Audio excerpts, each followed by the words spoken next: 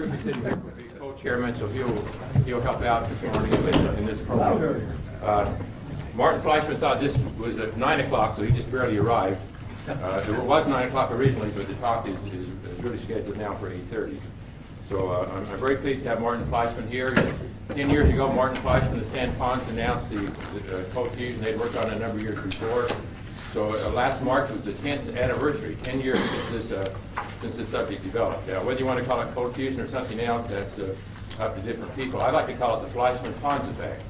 That's the name I like to apply to it. That's good. And you don't get in trouble with that. But anyway, it's my honor to...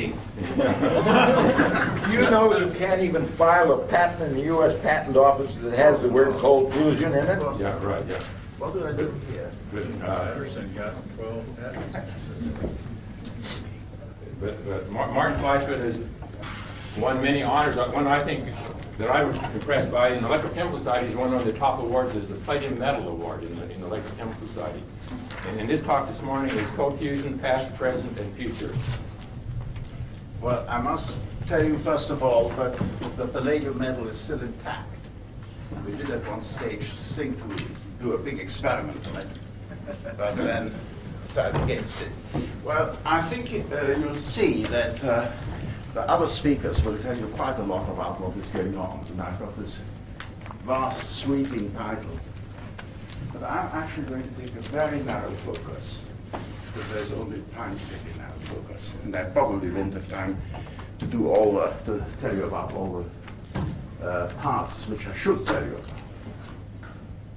about. Now, I said cold fusion, past, present, and future, because I think it is quite interesting to see why I didn't do it, why we didn't do it for such a long time. What was behind that, and how, with the evolution of time, it became clear that there was perhaps an effect there, and that there was some sense in studying it. Because really, this phenomenon is part of a much, much wider group of phenomena. And people have looked at it in a very blinkered way. They think cold fusion, which I hate this word, these two words, this is a standalone topic. It isn't. It's part of a much wider topic. Well, for me, the whole thing starts. So I know historical perspective is not supposed to be a good idea, but I will use a historical perspective. For me, the whole thing starts with a paper which I found at the end of 1947. I'm a very old man. A brilliant experiment by Alfred Köhn in the University of Göttingen, who took a very thin palladium wire and loaded the wire down electrolytically down here, and then applied a potential plus and minus to this wire, and measured then at different times the times of arrival of the diffusion wave at the different zigzags down the wire. Now, if it was purely diffusion, of course, you'd get a diffusion-controlled wave running this way and that way. But if, and this was the proton, because deuterium hadn't been discovered at that time yet. But if it is charged, then of course it will go faster to the negative end and slower to the positive end. And this is indeed, and this experiment is actually very important as regards the future of cold fusion. And what he found, in fact, was precisely this, that if this is the line for diffusion, then the protons moved faster to the negative end and slower to the positive end, and if the polarity was reversed, then you could make them go back to the negative end, and these go to the back to the positive end, and these to the negative end. Now, this was an extremely uncomfortable experiment, because what it showed is that the mobility of the protons fit the Nernst-Einstein equation, which you can get from this. So the hydrogen in the lattice exists as bare protons. This subject matter became totally confused later. This was just suppressed. People didn't think about this for about 20, 30 years, because it was such an uncomfortable result. And subsequently, it has been, more work was done, which is quite wrong. We can discuss this if you wish. Now, why is this so uncomfortable? The easiest way to see this is to do a Born-Haber cycle on the hydrogen going into the lattice. And what we see, in fact, that the absorption of hydrogen in the lattice is exothermic. And in fact, the solvation energy of the ions in the lattice is enormous. It's about of the order of 12 eV. So the ions are extremely strongly bound in the lattice, mobile. And that alone tells you that you can really only interpret this experiment if hydrogen is part of a very large quantum system, so that it can be unharmonically excited. I should have realized that at that time, but I didn't. And in fact, setting down the usual way you talk about it at that time, about the quantum mechanics of ions in lattices or anything else for that matter, we would see this oscillatory potential energy curve, and of course you could not obtain a sufficient change in the potential energy to compensate for the nuclear repulsion, except under you might in fact get some nuclear reaction under very extreme conditions. And extreme conditions I was thinking about there now would now be described as inertial confinement. But I was not aware whether inertial confinement had been discovered at that time. I still don't know, but this is what I was thinking about. And that was obviously impossible in the university environment to carry that out. Now, so I left this whole thing alone. And then in the mid-1960s, I came to realize that we really have to discuss the behavior of condensed matter in terms of quantum electrodynamics, not in terms of classical mechanics, and not in terms of quantum mechanics, but in terms of quantum electrodynamics. Now, this is an illustration. I didn't arrive at this conclusion this particular way. This is simply an illustration of the fact. And here's our good old friend in the particle theory, which calculates the self-energy of this ion in an ionic atmosphere which is static. We have a static classical model of ions in solution. But of course we know that that is wrong, that it is not so. In fact, there was a lecture here which I couldn't go to on Brownian motion, and it has been known for a long time that ions, well, Einstein did this way back, beginning of the century, that ions move by Brownian motion, the motion of ions in solution by Brownian motion. And we also know from the 19th century, the work of Kohlrausch, that they move independently of each other at infinite dilution. That all sounds all right until you say, well, what about Maxwell's equation? They accelerate and decelerate. They have this accelerating and decelerating matter. So they have to radiate. So the only point at which the particle theory can be true is at absolute zero. It's an absolute zero theory. At any finite temperature, it is not acceptable. We accept it, but it's not acceptable. And in fact, you have to discuss the behavior of ions in solution and everything else for that matter in terms of quantum electrodynamics. The motion is rigorously quantized. There is no classical motion of ions in solution. It's all quantized. I still didn't do anything about it. But we did start work on thinking about the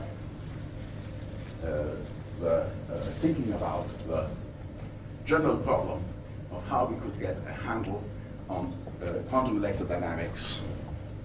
Really, I should say this, the interpretation based on this type of model is kinematic.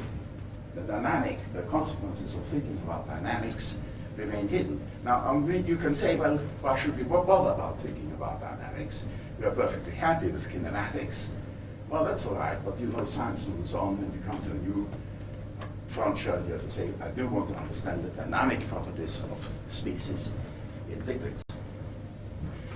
So I left this thing alone. I needed a little bit more information.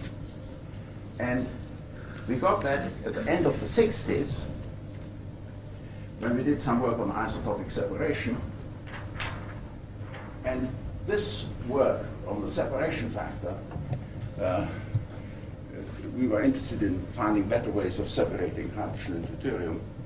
This work on separation factors used palladium cathodes, and you could only explain the separation factor, that is the yield, the fraction of hydrogen to deuterium in the gas phase, compared to that in the solution. You could only interpret that if the deuterons and protons in the lattice were part of a large quantum system. Now, if you take the results of Kern and you say that really the thing is part of a very large quantum system, then you come to the conclusion that it might be possible to observe nuclear reactions at low temperature. Now, these slides which I've prepared, I haven't time to use, unless at the end we might use that discussion, we might use it.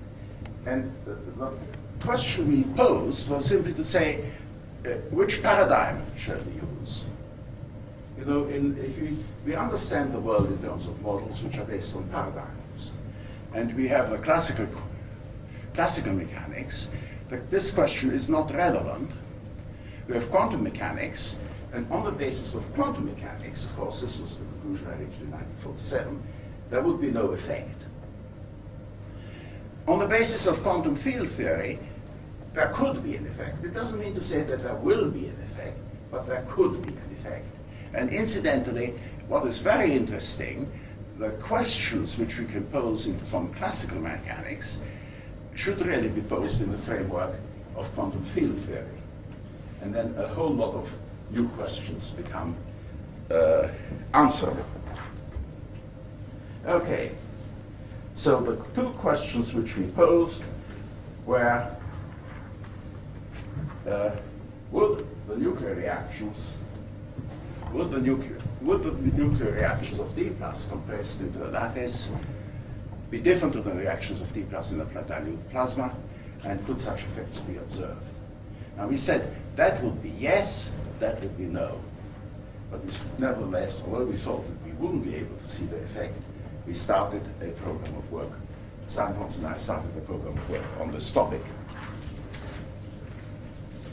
Now, when you decide to launch yourself on a topic like this, it's worthwhile always to check the literature, to see whether there's any evidence in the literature about that. And some of you have heard me talk this out before. This is the discovery of hot fusion by Oliphant, Hartek, and Rutherford. It's just over half a page in Nature. And I said this paper would never have seen the light of day in the tail end of the century, but this was 1934, I think, or 1933. And it did see the light of day. And here you have two deuterons reacting to form what is a triton and a proton, or helium-3 and a neutron. Now, it doesn't matter that this paper was forgotten, but what was serious about it was that deuterium was not called deuterium at the time, it was diplogen, and the deuteron was called diplon. And once you were aware of this fact, that deuterium was called something else, you can search for other papers.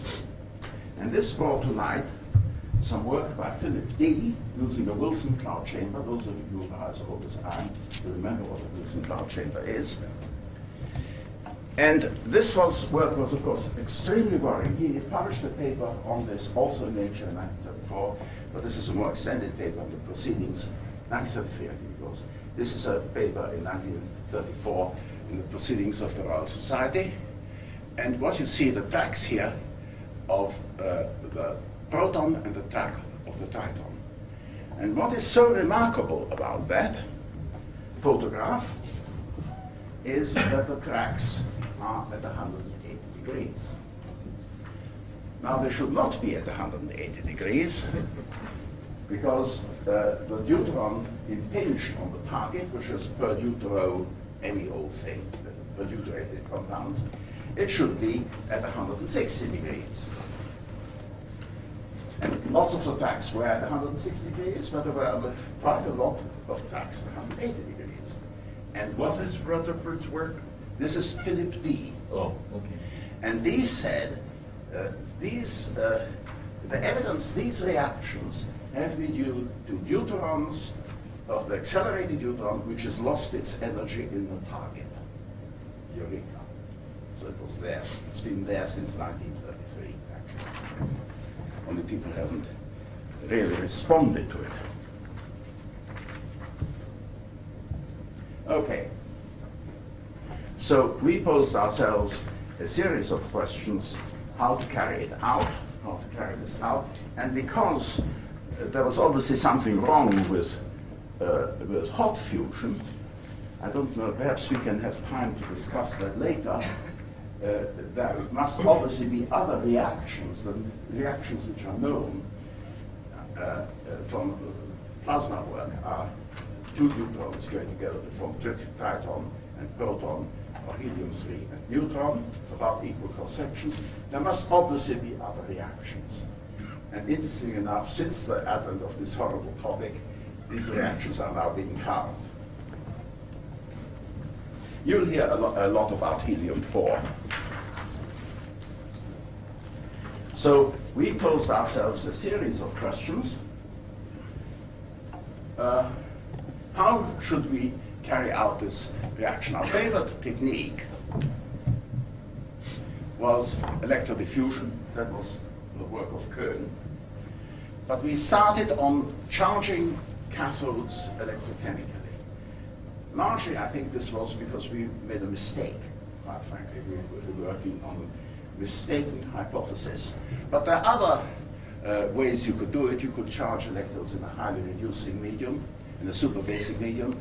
Obviously, we should have a look at highly oxidizing media, superacid media. This is because really the impact of a deuteron on a lattice is an extreme example of a superacid reaction. And then there are composite systems. So there are all sorts of ways you could set this thing up.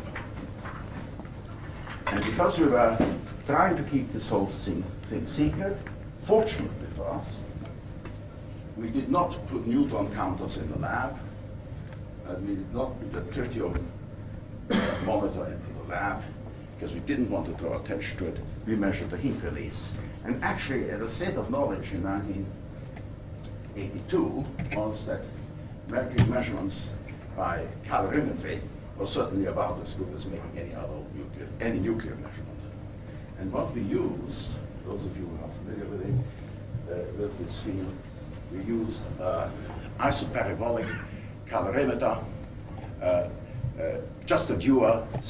Not initially, it wasn't silvered at the top. Eventually, we silvered it at the top to give us a flatter baseline for the heat transfer coefficient. And in fact, this thing is a long, narrow tube. In chemical engineering, it would be called a well-stirred tank. It's an ideal reactor. There are many sorts of calorimeter which are non-ideal. This is really an ideal system with a very high accuracy and a very high precision. If you do the analysis correctly, you can get a precision of about 1 part in 10 to the 4. If you, the accuracy is comparable, but for a long time we thought the accuracy was about 1 part in 10 to the 3, but in fact it is about 1 part in 10 to the 4 also. So if you do that, then the sensible thing is to do some blank experiments. I found it extremely difficult to persuade people to do blank experiments because you have to, of course, find the instrument function of this device. If you make a measurement, you must know the instrument function.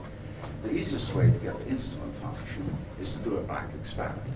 And blank experiments, this is a platinum electrode in heavy water, polarized. These intervals are actually 300 units of 300 seconds. This is the temperature time curve. This is the cell potential time curve. At this point, we impose external heating pulse to a Joule heater so we can get a calibration. And these responses in blank systems are entirely normal. And I just draw your attention to the fact that this does in fact reach a flat top. It relaxes completely, and the baseline relaxes to where it should have been. Those are sort of very simple eyeballing methods for checking that the system is reliable. But its reliability can be checked a bit more by just seeing what the thermal excess is. And in fact, the results follow a normal distribution. And for a Planck experiment, the mean rate, the mean excess rate, heat released for this particular experiment, where the input was about 2 watts, was less than 100 microwatts. So the thing is absolutely reliable. People say it isn't, but this is just a lot of nonsense. So if you know now the mean rate and the standard deviation, you can look at what you get if you do the experiment with palladium in heavy water, not platinum in heavy water, palladium in heavy water. And here is some data I pulled off some Japanese results. I like using other people's results better than our own, because then at least you have some security that we haven't filled with the results. And initially you get an excess heat, which is due to the absorption. It's exothermic, the absorption of material in the lattice. And then you go close to 0, and then you get a buildup of excess heat. And if you do the analysis accurately, you find that this is actually 300 sigma in terms of the performance of the instrumentation. There's no question about it. There is a build-up, a low-level build-up of excess heat, but of course you've got to be able to measure 30 milliwatts accurately in order to be sure that this is correct. Now, this being so, one has to ask oneself, why has there been such difficulty for people to reproduce the results? What's really bugging them? I mean, lots of people wanted to see it and didn't see it. Too much of a hurry. No. It's much more sophisticated than that. It is true. That is certainly true, but it is more sophisticated than that. And one of the things which is difficult about the system is that it is subject to positive feedback. Now, here is some more Japanese results. In the initial states of the experiment, you see everything is normal. It comes to a flat top. After you apply the calibration, it relaxes back. Okay, can everybody see that? It's quite normal, it relaxes. And then you go along and you say, well, maybe there's a build-up of heat. And then you find that it doesn't behave normally. It behaves extremely abnormally. The system does not relax in the same time scale. And after you've removed the calibration pulse, it doesn't relax to the baseline. And what in fact you see is that the application of the calibration pulse, the increase of temperature, increases the rate of excess enthalpy generation. Now, if you have a source of heat in the system which is subject to positive feedback, you cannot calibrate the system. You have to do the calibration separately. And because people haven't understood this, or have rammed it down their throats forever, they say the system's not accurate. I cannot calibrate. The system's not accurate. No, that's not true. You haven't taken into account positive feedback. Now, what is, there's something more to this story of positive feedback. Why do you get positive feedback?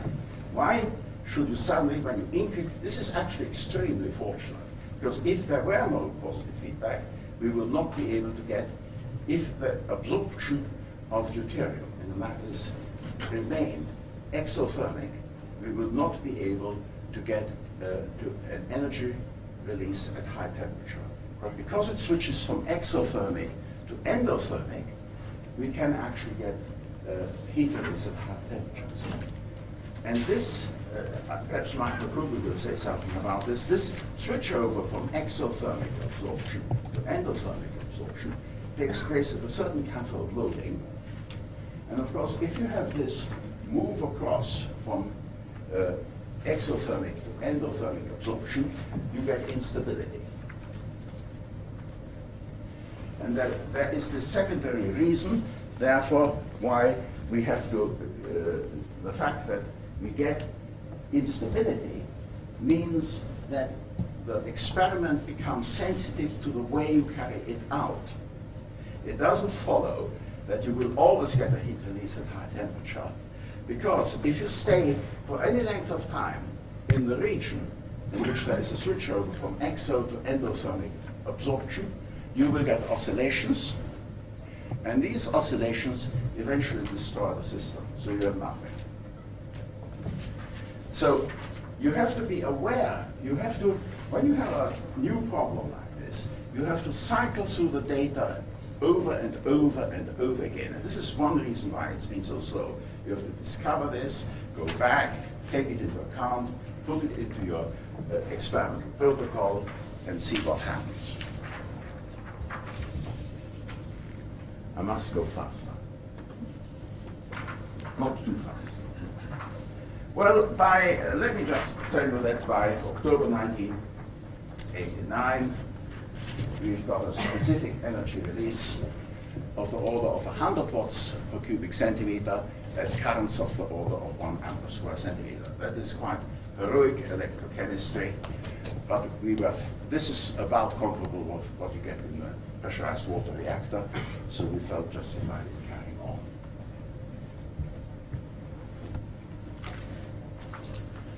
And what we find, this comes up to 1992, although we had a lot of this in 1990. We find that if you go, this now is on a much smaller scale, so you can't see the fine detail. You find that if you go through the positive, the region of positive feedback, eventually the cell is driven up to boiling. And at the boiling point, we have had heat release in this region here of the order of 4 kilowatts per cubic centimeter. So normally you have about a few hundred watts. At the top you have about kilowatts. And now, of course, the cell boils dry. You can't contain such an energy release in an isoparabolic calorimeter. The cell boils dry. But there is more to this story, because when it has boiled dry, you find that it stays hot. The cell stays hot, which Mike McCoubry called heat after life, we call heat after death, and Giuliano Mengele in Italy, who I think has done the best work on this, calls after effect. So here the cell is dry, here it's half dry, here it's dry, and the cell here in our experiments remained hot for 3 hours. Now, this experiment, we're not very proud of this experiment. It's just the fact that it stayed hot. And let me just tell you about Giuliano Mengele. Giuliano Mengele said quite rightly, well, Stan and Martin say it goes much better if you keep it hot. So I'll do the calorimetry at near 100 degrees centigrade. So the way he does this is he surrounds this cell by a thermostat set up near 90, 90 degrees, and he cools it with a stream of gas. He uses evaporative cooling to control the system, and he has a reflux to return this to the cell. And the important point about Giuliano Mengele's experiment is that it's a very well-controlled situation, and when he's got to that point, he switches the cell, the current off, he disconnects it from the power supply, and he has actually, this is published information, has had the system staying hot for 7 days. This is the excess enthalpy. There's no enthalpy input, so this is all, this shaded column is all excess enthalpy, and it's of the order of 5 watts per cubic centimeter. So what we know now is that if you do this, you can get this heat after death effect of the order of 5 watts per cubic centimeter, which is tolerably uninteresting as far as some sources are concerned. It would only be interested in certain niche applications. We know that the way we do it, we did it, we could get kilowatts per cubic centimeter. Incidentally, I should tell you that you can. Melmice has a system which had 50 watts per cubic centimeter. We've had it up to 200 watts per cubic centimeter, which would give a much wider range of applications. But we were interested in trying to see whether we could maintain these boiling conditions. And to do that, you, of course, need to use a much more elaborate, not sophisticated, much more elaborate calorimeter, which allows you to maintain the conditions up here. I'll just show you one result from that. That worked ground to a halt, I'm sorry to say. What you do is you use a calorimeter, a dual calorimeter, the bottom half of which simulates the calorimeter which I have shown you. It's an isoparabolic calorimeter. And the top half is basically a distillation column. Now that is not a system with which you can do experiments with any great accuracy, but you don't need to because you get a very high energy release. So what do you see? Here's an experiment carried out in 1994. The bottom section, you see there is an excess. This is the calibration curve. Of course, when it starts to boil, you have no calibration on the bottom section. You can see an excess enthalpy release in the bottom section. Needs a little imagination to see it. But I think it's okay. And the top, much more clear in the top section, where you have a calibration curve, inputs of the order. This is the input and the temperature difference seen. We measure that you can measure this at different stations in the top section of the order of 70, 80 watts input, the excess of the order of 70 to 80 watts, which for this system was about a kilowatt per cubic centimeter. And this particular experiment maintained an excess enthalpy generation of about a kilowatt per cubic centimeter. The actual value of about 80 watts per kilowatt per cubic centimeter for 50 days. So we were interested in trying to begin to answer the question, can this phenomenon be maintained? So now you have certainly an indication that you can get a kilowatt per cubic centimeter. And if you're interested in the social aspects, at a kilowatt per cubic centimeter, you would be able to make a significant impact on the world's energy needs if you increase the palladium production. But that production is about 100 tons per year. It could certainly be increased, I'm told, to 1,000 tons per year. So that would be an acceptable strategy. However, having got to that point, it certainly is not sensible to continue with this particular approach because there are two sort of classes of scientists in the world. The ones who think electrochemistry is really rather interesting, they're usually non-electrochemists. And electrochemists who say, I will not touch electrochemistry. If I can do it some other way, I won't touch it. And the trick, of course, is to go to our first love, electrodiffusion, and to say, we'll do all this in a while. We'll compress the material by electrodiffusion and see what we get out. And this is the part of the core program in Italy. My friends in Italy, thank goodness we have some friends. I will leave neutrons out of consideration and just say, well, what Giuliano Preparata and his colleagues realized that is that you don't have this sinusoidal thing which you would get in the beta phase. You would eventually get a coherent system of neutrons in the lattice. It would extend. He calls this the gamma phase. Okay, let's call it the gamma phase, in which heat release is much higher. probably when the deuterium goes into the tetrahedral as well as the octahedral sites. And with this type of wire approach, they have had pretty regularly heat releases of the order of 10 kilowatts per cubic centimeter. You have, of course, to use a thin wire to do that, because else the system would destroy itself. Or you have to have some structure where one dimension is much smaller than another dimension. And on occasion, they've had 100 kilowatts per cubic centimeter. And what is interesting about those magnitudes is that they would allow one to construct, if this can be done reliably, this would allow one to construct systems which would satisfy a large proportion of the energy needs with existing production of radium.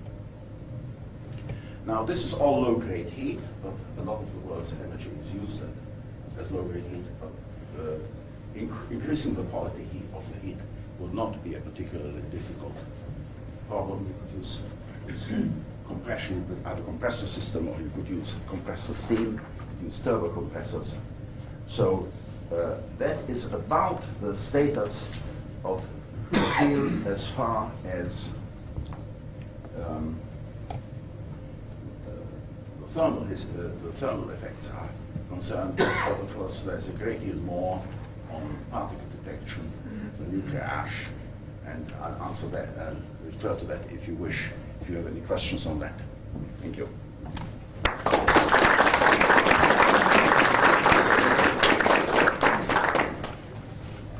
Yeah, we have time for questions if anybody has any questions. We have about 10 minutes.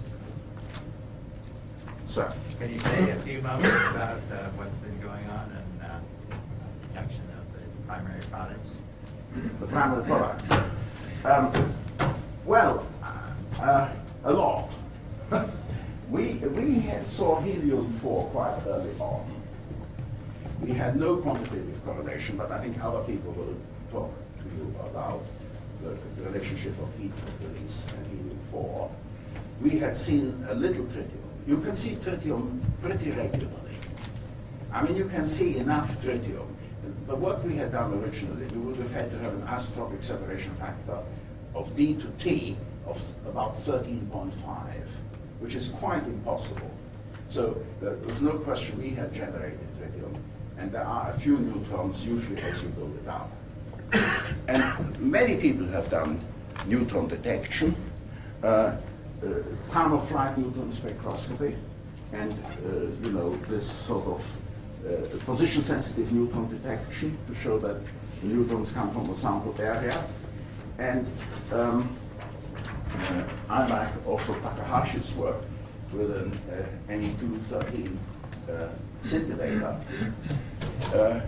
which showed quite clearly that there are some neutrons of expected energy, 2.45 MeV, but there's also a great watch of stuff out there. So, it's not the usual thing. The neutrons tell you it's not the usual thing. And Takahashi has gone on with this, and I think one of his most interesting results to date is that he has found a new channel, D plus D plus D, going to tritium plus helium-3.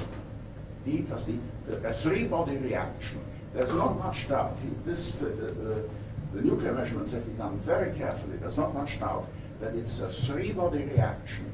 Now, of course, three-body reactions, if you take stellar physics and so on, it only happens, you only have two-body reactions. Even the beryllium, what is the isotope of beryllium, which is stable long enough to give you the beta cycle?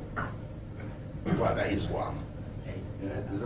Has a lifetime of about 10 to the minus 16 seconds, so you get a sequential reaction. But this is a three-body reaction, D plus D plus D, going to T plus 3He. And these are about 4.75 MeV, the particles which come up about the same. And this has about, the cross-section of that channel is about 1/100th of the cross-section of the helium plus neutron or tritium plus proton channels. So I think there will be all sorts of, this is done at the 150 keV acceleration voltage. So it's sort of warm fusion. And I think there is not much doubt that if people continue to look at the products and really cover the whole energy spectrum, they will find all sorts of other outgoing channels. But these are not really primary products, are they, of cold fusion? Because these stop rates are pretty negligible compared to the fusion and event rates that produce heat. No, they are not. They don't account for the heat. The thing which accounts for the heat is helium-4. And that's what really needs doing more and more and more. You have to really correlate, seek whether you can get a sufficient correlation between helium-4 and heat. Unfortunately, this is a very difficult experiment. And people have seen, lots of people have seen helium-4 in the lattice and in the gas. So that the status is about that there's always some tritium. There are some neutrons. The neutrons are obviously peculiar. There are always some high energy neutrons. There are some high energy tritons. There are some other channels which we should understand. I mean, we have to understand the totality of the science here. But the primary thing is helium-4. Incidentally, Mel, if I can just say, one thing I should make clear is you don't always get these effects. The materials problems are severe. The experiment is very strange. It lasts of the order of 30 to 90 days under extreme conditions. And very often, the experiment simply doesn't survive. The electrodes disintegrate. So that's one of the big questions behind this. Can you make this a stable system? Going back to your original paper published in 1989, you had in one of the columns a statement, "Beware of ignition," that was associated with a 1 cubic centimeter sample, which apparently was a laboratory accident. My It was a question bad to you, accident, yes. is there evidence for or against the melting and the accident being due to excess heat production? Well, this was a rather large calorimeter, and all the heavy water disappeared. Unfortunately, it happened at night, so it wasn't observed. So I don't like to talk too much about it. But the water disappeared, so it had all got to be boiled off, and then the electrode melted. It did worse than that. It sort of disappeared as well. It was a mess. And it was a great mess. And I think you have to say that this was excess heat production. What happened after that is we were working on big samples, as you would gather, you know. And I said, no, under fairly extreme conditions, I said, no, we've got to stop this. We have to work the large sheets under mild conditions and just see what we get. So we had a program of work on large sheets under mild conditions up to March 1988, when I also, there's a long history of this, but I also said that work had to stop because I could see it getting out of hand, and that we switched to using thin rods to be scaled down. See, at that stage we started to scale down so that it could never get out of control. But I don't think rods are necessarily the best things to use. This all goes back actually in the literature. Pieces and parcels ever since Humphrey Davy, 200 years ago. And I've done a lot of this literature compilation and putting all these little pieces together. You had a laboratory over in England that you were affiliated with. Was it Harwell? Yeah. What they went into experiments on this. Did they ever announce anything? I've never been able to find it in the literature. I thought this question would come up. So I brought some slides. The Harwell said that they couldn't find any excess entropy. Can't hear you. Speak. Harwell said they couldn't find anything. Oh. They had about 6 or 8 people working on it, but were they 6 in or too much 8? of a hurry too? 6 or 8, more than that. However, when we were working in Utah, we insisted that our experiments be independently evaluated. No. That evaluation was not done by the original team. Eventually, it was done by Wilfred Hansen at Utah State University in Logan and published, which prompted me to ask Harvard to release their data, and it's to their great credit that they released their data. So I will show you some of Harvard's results, where they compared. These are, L stands for addition of liquid, and these are all experiment cycles, okay? These are experiment cycles. This is a blank in light water. This is a calibration pulse. Here is heavy water. So if you look at this, you see suddenly a very strange phenomena, which we've also seen ourselves, which put us, one of the things which put us on the track was that suddenly the cell temperature would increase. Well, the cell temperature doesn't increase if there isn't a source of heat in the system. So here the cell temperature is increasing, and here the cell temperature is increasing, here it's increasing, and it goes on and on and on. Now, in fact, Harvard could never have detected the normal excess enthalpy production because the system wasn't accurate enough. But they did see these bursts here. Here is a burst. Here's Oh, they another. actually got? Oh, they had all these heat bursts all over the place. Oh. And when you analyze, if you say there is no excess heat production, there is no excess heat production at the minima, you know, you can sort of say, okay, I don't know what your heat transfer coefficient is, but I'll say it's naught here, and then I'll see how much heat is released there in the burst. You get for the blanks,